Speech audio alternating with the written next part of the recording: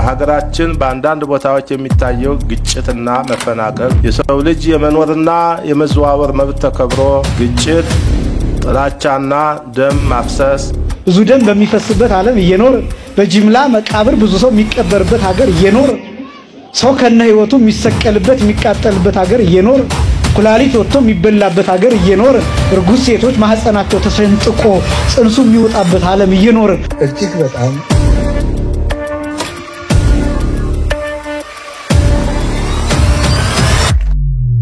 ሰላም ጤና ይስጥልኝ ወደ ተከበራችሁ የኢኦቲ ሪአክቲቭ ሰዎች እንደምቃችሁልኝ ዛሬ የምንመለከተው እንግዲህ የቅዱስ ሲኖዶስ ምልዓተ ጉባኤ ስብሰባው ጨርሰው ያስተላለፈው መጨረሻ መግለጫ አለ። ከዛ መሃል እንግዲህ ለኢትዮጵያ ህዝብና ለመንግስት ያቀረበው ታላቅ ጥሪ አለ። እሱን የምንመለከተው የሚሆነው ከዛ በፊት እነዚህን ሁለት ቪዲዮዎች እንመልከት።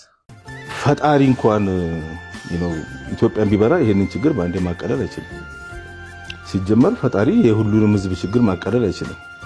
ፈጣሪ የማይችለውን የህዝብ ችግር አይጠፋም ሁሉም ቤት እንዴ ያለው ዘመድ ተናግሮ የሚያናግር ሰው ሳይፈልግ በግድ ኮልኩሎ ያስወራል እሳት እየጫረ ያነሳል ሺህ ሐሳብ ፍጹም የማይገጥም የተሰባበረ መምህር ባንሆንም ፊደል አስቆጥረን ቋንቋን አስተማሪ ንግግር ቢያቅተን ሚዛን የማንደፋ ብንሆን ቀባጣሪ ወገን እንዴት ይቀለናል ልናነጻጽረው ፍጡር ከፈጣሪ ፈጣሪ እንኳን ቃላት ቢቸግር ፍላጎት ረዝሞ ምሳሌያችን ቢያጥር ያስከብራል እንጂ መቼ ያሳፍራል አንዳንዴ ዝምታ ምን ቢዋብ ምን ቢያገጥ ውሸት ያው ውሸት ነው እውነትን አይረታ እውነት ነው የሰው ልጅ ቢያውቅና ቢራቀቅ ችግር ቢወልድ እንጂ ችግርን ጠቅልሎ በቅጽበት አይፈታም እርግጥ ነው የአንድ ሀገር መከራዋ ሁሉ በሂደት ካልሆነ በአንድ ቀን አይጠፋም ሆኖም ግን ፈጣሪን በሰውኛ ሐሳብ መዝኖ ገምግሞ አይችልም ማለቱ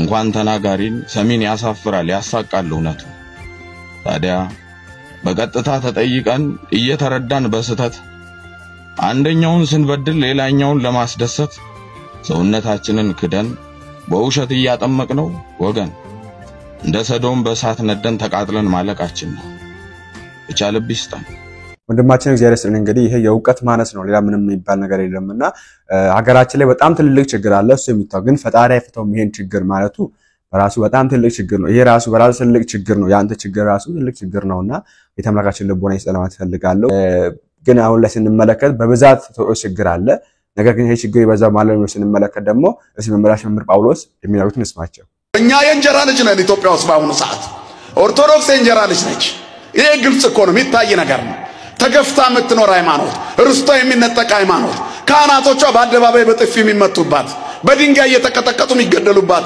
ሁለት መስመር መግለጫ ማይወጣ ለምን እንዲሆንኩ ስትል ደግሞ በሷ ላይ መግለጫ የሚጎደጎዱባት ማስጠንቀቂያ የሚበዛባት አገልጋዮቿ እየታፈኑ እየተያዙ መከራ የሚቀበሉባት ናት አደባባይ ላይ የሚታይ ግልጽ ነው በዚህ ሁሉ መካከል ግን ክርስቶስ ይመጣል ምርቱን ከገለባ ሊለይ እነሆ በቶሎ መጣለው ይላል በዚች መንገላታት በበዛባት ሃይማኖት ውስጥ ሀገራችን ሰማይ ነው ብለው የጸኑት ያሸንፋሉ ክብርና ምስጋና ለአምላካችን ለእግዚአብሔር ይሁን ጠላቶቻችን ዙሪያችንን ከበዋል እግዚአብሔር የእሳት አጥሮ ነው ባይጠብቀን እኛ መች ራሳችንን ጠበቅን ሁሉ ነገር እኛ ላይ ነው የሚወረወረው ሃይማኖታችን ትክክል ስለሆነ ወደኛ የሚወረወረው ድንጋይ ላይ በዝምታችን ጊዜ ህግ የሚያስከብሩት አካላት ዞር ብለው ያዩ መልስ ለመመለስ ወንድሞቻችን ገና ብድግ ሲሉ ወይንም ሁለት ምዕራፍ ይዘን ብድግ ስንል መግለጫኛ ላይ ይጎደጎዳል ኦርቶዶክስ እየተሰደብሽ ኑሪ መልስ አትስጪ የተባለች ነው የሚመስለው በመንኖርበት ዘመን ርስቷ ይነጠቃል አደባባይ ይቀማል መጻሕፍቷ ይቆነጻጸላሉ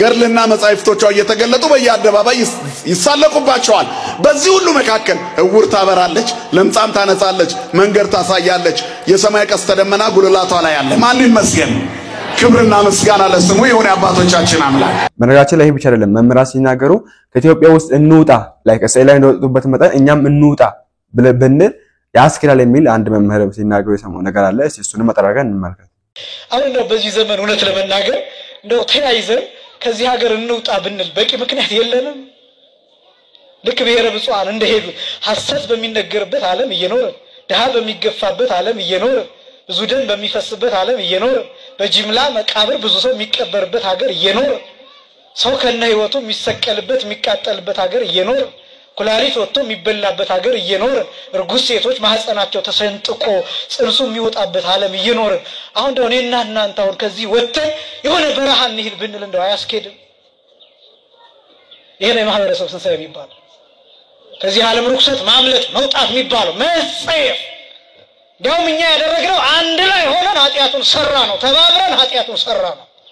የህዝብ ኃጢአት እኛ የህዝብ ትንሣኤ ሳይሆን ያለን የህዝብ ኃጢአት ነው። አንድ ላይ ሆነን እንደ ፈረስ ጆሮ ሆነን ተካክለን የሰራናቸው ኃጢአቶች አሉ። ለሞት የዘመትንባቸው፣ ለመግደል የዘመትንባቸው፣ ለመለያየት የዘመትንባቸው፣ እርስ በርሳችን የተገዳደልንባቸው፣ አሜን ብለን የተቀበልናቸው የሞት አዋጆች፣ የመግደል አዋጆች፣ ወንድምን የመግደል አዋጅ፣ እህትን የመግደል አዋጅ፣ እናትን የማሳዘን አዋጅ፣ እነዚህን አዋጆች ተቀብለን ተግብረናል። ሁላችን አንድ ሰው ሳይቀር።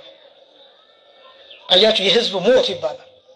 ይሄ የህዝብ ትንሣኤ ሳይሆን የህዝብ ሞት ይባላል። የማህበረሰብ ትንሣኤ ሳይሆን የማህበረሰብ ሞት ይባላል። ማህበረሰብ ተባብሮ የሚሰራው ኃጢአት ባለፉት ያደረግናቸው ጦርነቶች አሉ። ህዝብ የተሳተፈባቸው ናቸው። ወታደሮች አይደሉም። ህዝብ የተሳተፈበት ጦርነት፣ ሁሉም የተሳተፈበት ጦርነት። አንዳንዱ በጽሁፍ፣ አንዳንዱ አክቲቪስት ሆኖ፣ አንዳንዱ ሌላ ነገር፣ አንዳንዱ በሌላ፣ አንዳንዱ በሐሳቡ፣ አንዳንዱ በተግባር፣ አንዳንዱ ሂዶ፣ አንዳንዱ መጥቶ የተሳተፈባቸው ጦርነቶች የህዝብ ኃጢአት፣ የህዝብ ሞት ይባላል። ይሄ የማህበረሰብ ኃጢአት። ከዚህ መውጣት በቻለው ትንሣኤ የሚባለው ይሄ ነው። የህሊና ትንሣኤ ይሄ ነው። የልቡና ትንሣኤ ይሄ ነው። የአስተሳሰብ ትንሣኤ ይሄ ነው። የአመለካከት ትንሣኤ ይሄን ካልተነሳን ያኛው ትንሣኤ አይጠቅመንም። የሚያሳዝነው ደግሞ ይሄ ነው። ሌላው ይቅርና ይሄን ትንሣኤ ካልተነሳን እንኳን የኛ ትንሣኤ ይቅርና የጌታ ትንሣኤ አይጠቅመንም። ደግሞ አለው ይሄኛውን የህሊና ትንሣኤ የልቡና ትንሣኤ በንስሐ ካልተነሳ ነው፣ ለስጋው ደግሞ ካልበቃን፣ ይሄኛውን ትንሣኤ ካልተነሳ ነው የጌታ ትንሣኤ ለኛ አይጠቅመንም። የጌታ ትንሣኤ የሚጠቅመን እኔና እናንተ በህሊና በልቡና በአስተሳሰብ ከተነሳን፣ በንስሐ ከተነሳን፣ በስጋው ደግሞ ከተነሳን ብቻ ነው። ያለዚያስ ሺህ ጊዜ ሻማና ጧፍ ይዘህ እያበራ ትንሣኤን ብርሃንን ላክልን ለምናምንብህ ብትል አይጠቅምህም። ለሚያምንበት ለሚነሳ ብቻ ይጠቅማል የጌታ ትንሣኤ። በብዙ ነገሮች ተታለናል። ቅድም እንዳልኳችሁ ነው። ምን ረዳቸው ነገሮች ከላይ ይሆን። ከዛ ደግሞ በጣም የሚያሳዝነው ትንሣኤን ያከበርንበት መንገድ፣ የሚጠፋው ገንዘብ፣ የሚጠፋው አካል፣ የሚጠፋው አይምሮ፣ የሚጠፋው ሰውነት፣ በዝሙት የሚባክነው ሰውነት፣ በአመንዝራነት የሚባክነው አይምሮ፣ በመጠጥ የባከነው አይምሮ፣ የማያነባ አይምሮ፣ የማይታዘዝ አይምሮ፣ ስሙን እስኪረሳ ድረስ ቱቦ ውስጥ እስኪያድር ድረስ የሚሰክረው ሰው ይሄ ነው የጌታ ትንሣኤ። ይሄ ነው በዓለ ሃምሳ። ተቀበርንበት፣ ሞትንበት። እግዚአብሔር ሁላችንንም እንዲያነሳን የሱ ቅዱስ ፈቃድ ይሆንልን። ቅዱስ ያሬድ ይናገራል ስለ ትንሣኤው። እጓለ አንበሳ ይላል ሰከብከ ወኖምከ፣ የአንበሳው ልጅ ሆይ ፈጽመህ ተኝተሃል አንቀላፍተሃል ይልና ነገር ግን ትነሳለህ። አንሳአኒ በትንሣኤከ፣ በትንሣኤ አንሳኝ ይላል። በትንሣኤ ሁላችንንም ያንሳል። የጌታን ትንሣኤ መረዳት ይባላል የመጨረሻ ከፍታ የሚባለው ይሄ። ለምራችን ቃውትን ያሰማልን። እንግዲህ ኢትዮጵያ ችግር በዚህ ያክል ነው የገነነውና በዚህ ያክል ነው በጣም የከፋው ለማለት ያክል ነው ቪዲዮ ያሳያችሁና ይሄን አስመልክቶ እንግዲህ ቅዱስ ሲኖዶስ ዛሬ ባስተላለፈው ውሳኔ ዛሬ በሰጠው መግለጫ ላይ ያስተላለፈው መጨረሻ ውሳኔ ብሎ ሰጠው አንድ ጥሪ አለ። እሱን እንመልከት። በመጨረሻም በሀገራችን በአንዳንድ ቦታዎች የሚታየው ግጭትና መፈናቀል ተወግዶ የሰው ልጅ የመኖርና የመዘዋወር መብት ተከብሮ ሰብአዊ ክብሩ ተጠብቆ ሁሉም ዜጋ በእኩልነት በሰላምና በፍቅር ተከባብሮ በጋራ እንዲኖር አለመግባባቶች በውይይት እንዲፈቱ ቤተክርስቲያን የሰላም ጥሪዋን ታስተላልፋለች። ግጭት፣ ጥላቻና ደም ማፍሰስ አካል ከማጉደልና ንብረት ከማጥፋት በቀር የሚያመጡት ክብርና ዘላቂ ሰላም ስለሌለ ልጆቻችን ችግሮችን በሰላማዊ መንገድ እንዲፈቱ ቅዱስ ሲኖዶስ ደጋግሞ ጥሪውን በማቅረብ በመላው ዓለም ጦርነት ባለባቸው ሀገራት ሁሉ ሰላምና እርቅ እንዲሰፍን በመጸለይ ቅዱስ ሲኖዶስ ግንቦት 20 ቀን 2017 ዓመተ ምህረት ዓመታዊ ጉባኤውን በጸሎት አጠናቋል። ለብፁዕ አባታችን እንግዲህ እድሜ ጤና ይስጥልን እንደዚህ አይነት መልእክት ተላልፏልና መንግስትም ሆነ እንግዲህ በዚህ በሰሜኑ በሌላ በኩልም እንግዲህ የምትገኙ አካላት በውጊያ ላይ የምትገኙ አካላት ይሄን ጥሪ ሰምታችሁ በሰላም ይሄን ነገር ለማሳለፍ ብትሞክሩ መልካም ለማለት ፈልጋለሁ። ያው ይታወቅ ያለው ችግር በተለይ በሰሜኑ በኩል ችግር በስቷል በኢትዮጵያ ላይ ችግር በስቷል አሁን ላይ ባለንበት ዘመን በእነዚህ ወጣ ካላት ነው ችግር በስቶ ወይም መከራ በስቶባቸው ጦርነት በስቶባቸው መገደል በስቶባቸው ያለውና ሆኖም ግን ይሄን ነገር ሰምተን ወደ ሰላም ብንመለስና ሀገራችን በሰላም እንድትኖር የሰላም ጥሪውን ብንቀበል መልካም ፈልጋለሁ እናንተ በዚህ ጉዳይ ላይ እናንተና ማስተባበ አስተላልፉበት ለማለት ፈልጋለሁ እስቲ አባታችን አባ ገብረ ኪዳን ስለ ኢትዮጵያ ራሱ ያወሩታን ነገር አለ ወይም ስለ ኢትዮጵያ ህዝብ የሚያወሩት ነገር አለ እንስማቸው የኢትዮጵያ ምዕመናን ማንንም አይስተካከላችሁም ከነድክመታችን ማለት እውነቴን ነው ከነኃጢያታችን ከነድክመታችን የሚስተካከላችሁ የለም አልቅሳችሁ መሸኘት የምታውቁ ስቃችሁ ተለምናችሁ ሳይሆን ለምናችሁ የምታበሉ አባት ማክበር የምታውቁበት ስቃችሁ እንግዳ የምትቀበሉ ፍቅር የምታውቁ እግዚአብሔርን በሌለ ቤታችሁ የምታከብሩ እውነት ለመናገርና ወገን የምትወዱ እንደ ኢትዮጵያ ምዕመናን ያለ የትም አይገኝምና የናንተ ወንድሞች ስለሆን በጣም እኔ በበኩሌ በጣም እግዚአብሔርን አመሰግናለሁ እንደው አጋንንትም ዓለምም ስጋዬም ካልያዘኝ በቀር ለናንተ መሞት እንኳን ቢሆን ደስታዬ ነው እውነቴን ከልቤ ማለት ነው ግን በኃጢአት ነው የምንኖረውና በጣም አዝናለሁ ለናንተ ብዙ መሆን የሚገባን ነበር ቅዳሴ ስለቀደስኩ ምንም ነገር እንዳልል እግዚአብሔር ይጠብቀኝና እጅግ በጣም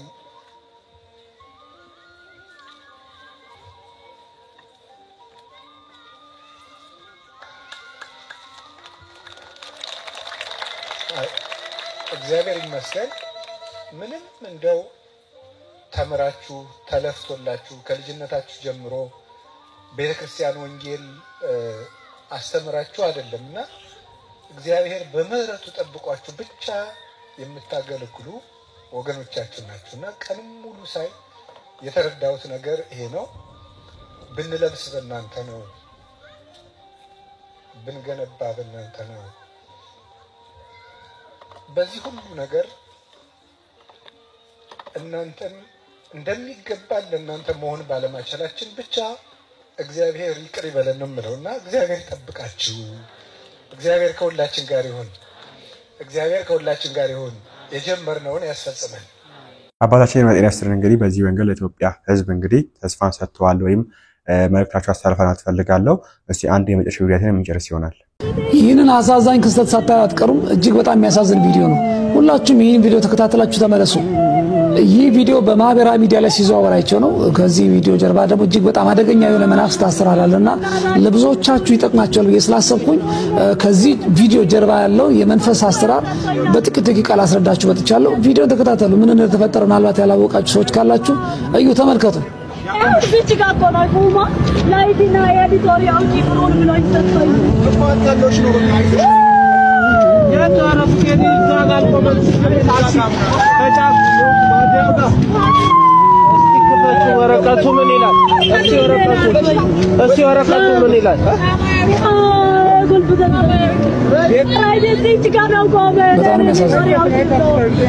እስቲ ወረቀቱን ከፈችው እስቲ ወረቀቱን ከፈችው አኔ ደውዬ አይደለም እዛ ጋር ወረቀቱን ይወጥቻል መጣ ገባኝ ቤቱ ቆነ ጫለሽ ነው ከዛ ምንድነው ታሪክ አደባባይ ላይ ቆነ ይጫኔ እሱ ታሪክ አደባባይ ላይ ሲጨልሽ ቆሞ ነበር ብዙ ሰዓት ልጁ እዛ ነው እኮ እነዛ የሚሰራ ከሆነ እዛ ነው እኮ አንቺ እዚህ እኮ ቤት ታገኘዋለሽ ታውቂዋለሽ ወይ ልጁ ታውቂዋለሽ እኔ ዛሬ ወረቀት ነው ብሎ የሰጠኝ አዲስ አበባ ላይ ማናለኝ ይጨርም የለችም እዚህ ጋር ራጅ ነው ወይኔ ኮልፌስ ራጅ ደውለሽ አመጣሽበታል አይደል ስልካን ነው እንጂ ስልካን ወስዶ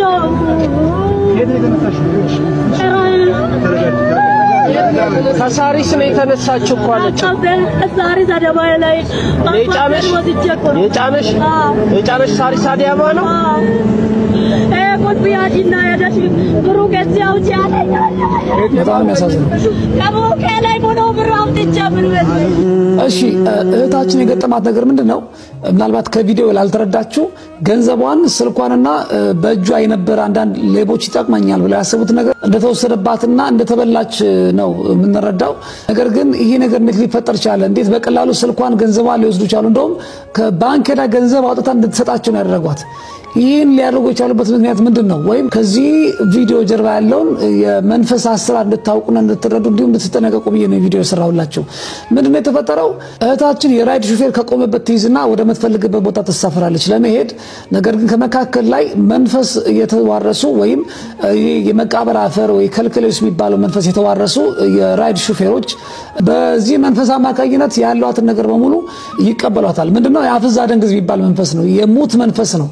የሚያፈዝ የሚያደነዝዝ መንፈሱ በራሱ ፈዛዛ ነው፣ የሚደነዝዝ ነው። ወደ ሰዎች በሚገባ ጊዜ ሰዎችን ያፈዛል፣ ያደነዝዛል። እንዲሁም ምንድነው ሰዎች የያዙትን ነገር ለሚጠይቋቸው ሰዎች እሺ ከማለት ውጭ ሌላ አማራጭ አይኖራቸው ማለት ነው። ወደውና ፈቅደው ነው መንፈሱን የተዋረሱት። ስለዚህ ይህ ሹፌር ምንድነው ያደረገው? ለሷ ቁልፍና ወረቀት ይስጣታል። ሄዳ በቁልፉና በወረቀቱ ገንዘብ የምታገኝ መስሏት ነው እንግዲህ ጸልየን ማንወጣ ከሆነ ከቤት ውሏችን ለእግዚአብሔር ማንሰጥ ከሆነ ሌላ ክፉ መንፈስ ውሏችን ይረከባል። የተፈጠረው ነገር ይሄ ነው። በእህታችን ላይ የገባው ክፉ መንፈስ የሚያፈዝ የሚያደነዝዝ ስለሆነ አፍዟት አደንዝዟት የሚፈልጉት ነገር እንድትሰጣቸው አደረገ። እኚህም ሰዎች ደግሞ ማታለያ ይሆን ዘንድ ምንድነው ያደረጉት? የሆነ ቁልፍና ወረቀት ሰጧትና ያን ቁልፍና ወረቀት ይዛ ወጣች። በኋላም ከሷ በተለየው ጊዜ መንፈሱ ስራውን ያቆማል። ማፍዘዝ ማደንዘዙ ሲያቆም በዚች እህታችን ውስጥ ያለው ሌላኛው መንፈስ ደግሞ እንድትሰረቅና እንድትበላ ያደረጋት ደግሞ የራሱ ሌላ መንፈስ አለ። ያ መንፈስ ደግሞ ወደ ራሷ እንድትመለስ ያደርግና ይበልጥ ነገሩን ያጋግላል፣ ያፋፍማል ማለት ነው። ባጣችሁ ነገር እንድትቆጭና እንድትበሳጭ ያደርጋታል። እንደውም ካያችሁ በቪዲዮ መጨረሻ ላይ ሲጥላት እናያለን። ፌንት አድርጋ ስትወርቅ ይታያልና ይሄ የከልከሌስ መንፈስ ብዙ ሰዎች ለስርቆት የሚጠቀሙታል። ምንድነው? ጠንቋዮችና አስማተኞች ወይም እዚህ ደጋሚዎች ይህንን መንፈስ ለሚፈልጉ ሰዎች እንደነው የሚያዟቸው ከመቃብር ላይ ሄደው አፈር እንዲያመጡ ያደርጋሉ። የመቃብር አፈር ማለት የሙት መንፈስ ያለበት ነው። መቃብር ስፍራ ማለት እንግዲህ ሙታን ያሉበት ስፍራ ነው።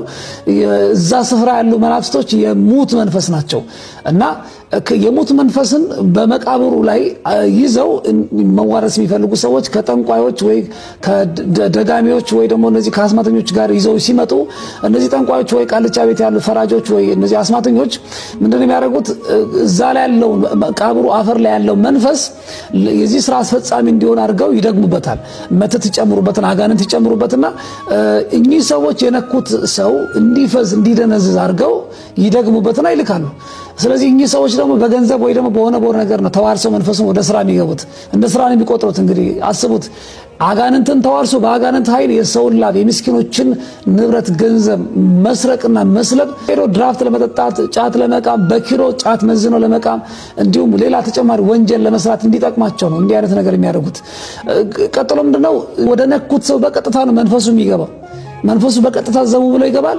በተለይ ያ ሰው የማይሰግድ የማይጸልይ ከሆነ ውሎውን አካላቱን መንገዱን ሁሉ ለእግዚአብሔር ያልሰጠ ከሆነ በቀጥታ መንፈሱ ገብቶ ይቆጣጠረዋል ማለት ነው። ቀደም ሲል በታች ላይ እንዳስተዋላችሁት ይገባና በቀጥታ ሰውየውን ይቆጣጠረዋል። እነዛ ሰዎች ያ ሰው እንዲያደርግ የሚፈልጉት ነገር ነው ያ መንፈስ የሚያደርገው። ስለዚህ እህታችን ለዚህ ነው እነሱ የሚፈልጉት ነገር እንድታደርግ ያስገደዳት በውስጥ በኩል የገባው አዲሱ መንፈስ። ኦኬ፣ ሰዎችን የመቆጣጠር አቅም አላቸው መናፍስቶች። ተቆጣጠሯት፣ እነሱ የሚፈልጉት ነገር ሰጣቻቸው። ከነሱ ብትለይ ደግሞ የሆነ ነገር ሰጧት፣ ቁልፍና ወረቀት። ያን ቁልፍና ወረቀት ይዛ ወጣች። በኋላም እነሱ ከተለዩዋት በኋላ ወደ ራሷ ስትመለስ መሰረቋን አገኘች። ስለዚህ ከነዚህ አይነቱ የመንዘረፍ አደጋ ለመዳን ምንድነው ማድረግ ያለባችሁ? ጠዋት ማለዳ ከቤታችሁ ስትወጡ በጸሎት ስፍራችሁ ጸሎት አድርጋችሁ ሰግዳችሁ ውላችሁ ለእግዚአብሔር ሰጥታችሁ እግዚአብሔርን አስቀድማችሁ መውጣት አለባችሁ። ይህን በምታረጉ ሰዓት እርኩሳን መናፍስት በዙሪያችን ያሉ እርኩሳን መናፍስት እንድንሰረቅ አይጋብዙንም። ክፉ መንፈስም ወደኛ ገብቶ ሊቆጣጠረን አይችልም። ምክንያቱም መንፈስ ቅዱስ ጰራቅሊጦስ የሚያነቃቃ ነው። ነገሮች ላይ አስተውሎታችን ከፍ ያደርጋል። ይሄ እርኩስ መንፈስ ያደነዝዘናል፣ ኦኬ፣ ያፈዘናል፣ እንድንበላ ነው ያደርገን። መንፈስ ቅዱስ ግን ምንድነው የሚያደርገው? ያነቃቃናል ማለት ነው። ነገሮችን በማስተዋል እንድንመለከት ያደርገናል። የምንሰረቅበት እድልና አጋጣሚ ይዘጋል። ያግዘናል ማለት ነው። አምላካችን እግዚአብሔር በእውነት ከነዚህ አይነቱ የመሰረቅና የመዘረፍ አደጋ ከአፍዛ ደንገዝ መንፈስ ይሰውረን። ጠዋት ከማለዳ ስንወጣ ከቤታችን ጸልየን መውጣት አለብን። ይህን መልእክት ለማስተላለፍ ነው የመጣሁት። ሰላም እግዚአብሔር ከሁላችን ጋር ይሁን። የዛሬዋችን እኔም ስለነበር ወዳችን አፕ ተማራችሁበት አዲስ ነገር መስማችሁበት አልጠራጠርም። በቀጣይ ባሪፍና በአስተማሪው ደስ ከመነጋገር ሰላችሁ ቪዲዮ ላይክ እና ሼር ሰብስክራይብ እንዲያረሳ ቸር ቆዩልኝ።